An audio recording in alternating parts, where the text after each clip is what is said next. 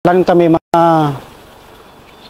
sobra 20 siguro kami na wanted. Gisakay kami lahat sa 6x tapos inalalayan ng dalawang tangke. Palabas hanggang Parang. Pero paglabas namin, i-ambush pa kami.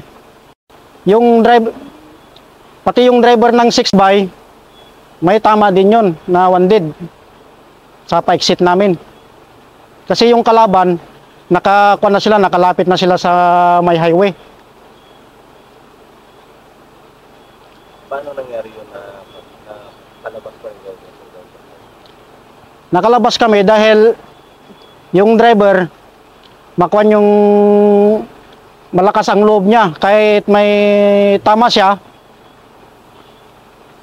pinilit pa rin niya na maka-exit kami. Kasi kung hindi niya pilitin na maka-exit kami, mauubos kami doon lahat. Kasi pati tangke nga, lapitan nga yung mga tangke nga doon na nakaharang.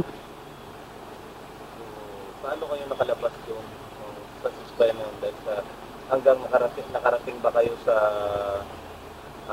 hospital na yung driver niyo may tama pa rin? Mayroon, may tama pa rin yung driver. Pero slight lang yung tama ng driver, hindi naman napuruan. Pagdating niyo doon sa hospital, sa hospital din ganun? Sa Parang hospital kami gidala. Pero yung mga kung talaga yung tama, gidiretso da sa 6ID. Yung mga matindi yung tama. Pero yung medyo slight lang, sa Parang lang muna. Nung dinala kayo sa 6ID, sabi mo kanina hinaras kayo. Ano naman ang ginawa niyo doon? Ang ginawa namin doon, kasi marami man mga sundalo doon, yung mga sundalo nagdefensive sila sa kampo, yung mga sundalo doon.